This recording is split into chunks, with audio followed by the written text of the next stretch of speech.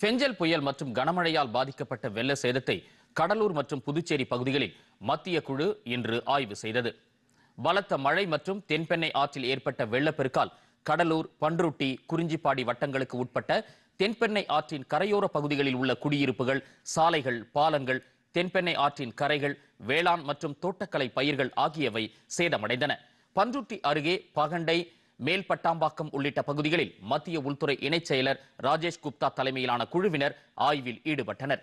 பின்னர் கடலூர் மாவட்ட ஆட்சியர் அலுவலக கூட்டரங்கில் சேத விவரங்கள் குறித்து ஆய்வு மேற்கொண்டனர்.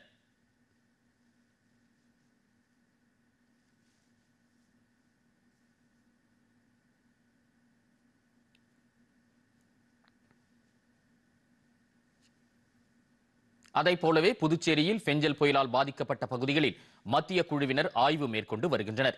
பாகூர் துணை மின் நிலையத்தில் ஆய்வை துவக்கிய மத்திய குழுவினர் தொடர்ந்து கிராம பகுதிகளில் பாதிக்கப்பட்ட விவசாய நிலங்கள், சேதமடைந்த சாலைகள், வாய்க்கால்கள், பாலங்கள் மற்றும் குடியிருப்பு பகுதிகளில் ஆய்வு மேற்கொண்டு வருகின்றனர். இந்த மத்திய குழு விழுப்புரம், கள்ளக்குறிச்சி மாவட்டங்களில் மழையால் பாதிக்கப்பட்ட பகுதிகளில் நேற்று ஆய்வு நடத்தியது.